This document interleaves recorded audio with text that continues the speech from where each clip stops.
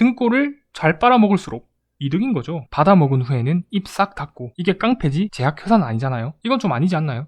안녕하세요, 모두의 보좌관입니다. 질병관리청에서 코로나19 백신 접종 계획을 발표했죠. 의료진들의 경우 2월 말부터 접종에 들어갈 것이라고 하는데요. 현재 몇몇 나라에서는 일반인들을 대상으로도 접종이 시행되고 있습니다.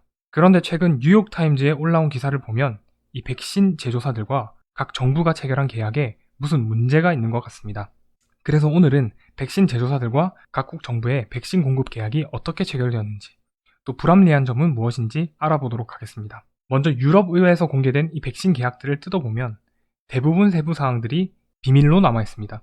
많은 제조사가 백신 배송 일자를 맞추지 못하고 있는데, 언급한 대로 세부 계약 사항들이 비밀이므로 책임 소재를 따지기가 매우 어려운 상황입니다.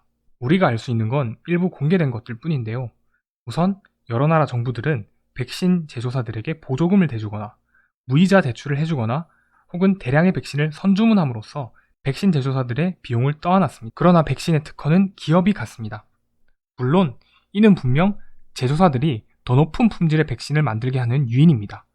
제약회사들은 이를 이익과 혁신의 생명선이라고 표현합니다. 돈을 번다는 확신이 있어야 열심히 노력해서 약을 만들죠. 당연합니다. 그런데 이번 코로나 위기 상황에서 백신의 자금 대부분은 국가가 공급했습니다. 그리고 지금은 전쟁에 준하는 상황이죠. 수많은 이들이 죽어가는 현 상황에서 코로나 백신은 공공재까지는 아니더라도 어느 정도 공공의 성격이 있어야 하는 거 아닌가 하는 의문이 듭니다. 국가로부터 혜택을 입었으면서 받아먹은 후에는 입 싹 닫고 자유시장 경제다 라고 외치는 것과 다르지 않죠. 또 다른 문제점은 백신 제조사가 각 정부마다 백신의 가격을 다르게 매겼다는 겁니다.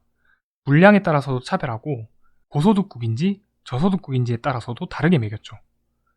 동일한 상품에 대해서는 동일한 가격을 매기는 것이 시장 경제의 기본입니다.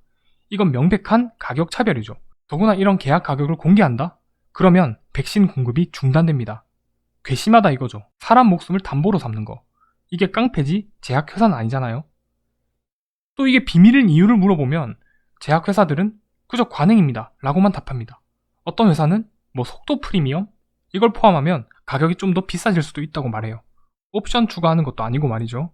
이런 가격 차별로 인해서 백신이 비싼 나라들은 기부도 좀 받을 수 있어야 하고 수출도 받을 수 있어야겠죠. 하지만 이건 엄격하게 금지되어 있습니다. 하나라도 더 팔아야 되겠다는 거죠. 회사 판매에 해가 된다나 뭐라나. 백신 배송 일자도 자기 마음대로입니다. 계약서상의 날짜는 그저 추정일일 뿐이랍니다. 자기 마음에 안 들면 배송 일자도 뒤로 미룰 수 있는 거죠. 반면에 정부들은 우리는 구체적인 약속을 받았다고 주장하죠. 이게 단적으로 드러나는 게 유럽연합과 영국 제약사 아스트라제네카의 갈등이죠. 이 갈등에는 공급량에 관한 문제도 포함되어 있습니다. 계약했던 백신 공급량 중에 일부만 공급 가능하다거나 생산한 백신 일부를 계약한 상대 국가에게 주지 않고 제조사의 모국으로 몰래 빼돌렸다는 논란도 있고요. 영국으로 말이죠. 이 갈등은 프랑스 대통령 마크롱이 아스트라제네카 백신의 효용성을 저격하면서 더더욱 불타오르고 있죠. 이건 브렉시트로 인한 영국, EU 간의 해묵은 갈등과 관련돼 있기도 합니다.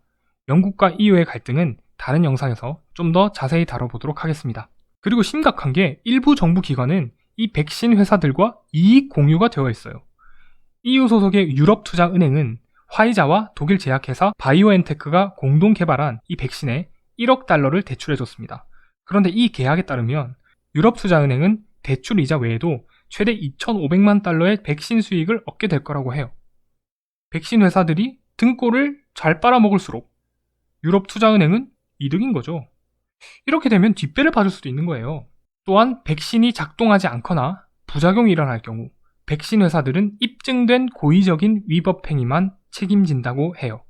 입증된 고의적인 위법행위라. 상당히 방어적이고 제한적이죠. 물론 이런 시급한 위기 상황에서 백신 회사들이 부작용 걱정 없이 최대한 많은 실험을 해보고 도전하도록 환경을 조성하는 건 필요하죠. 다만 이 모든 계약 조건들을 종합해 봤을 때 여러모로 백신 공급 계약은 각 정부가 슈퍼을, 제조사는 슈퍼갑의 위치에서 체결되었다는 겁니다. 그런데 그 돈 누가 냈습니까? 백신 만들 돈, 국가들, 정부들이 냈어요. 물론 시장 경제에서는 그 어떤 것으로라도 돈을 벌 수 있어야 하고 그 자유를 보장해야 사람들의 풍요가 늘어날 수 있다는 것에 동의합니다. 그런데 이건 좀 심하잖아요. 매일 수십만이 죽어나가는데 돈 한 푼 더 벌겠다고 백신 공급 날짜를 질질 끌어요? 이건 좀 아니지 않나요? 오늘은 백신 제조사들과 정부들 사이에 체결된 백신 공급 계약이 어떤 내용을 담고 있고 거기에 무슨 문제가 있는지 살펴봤습니다.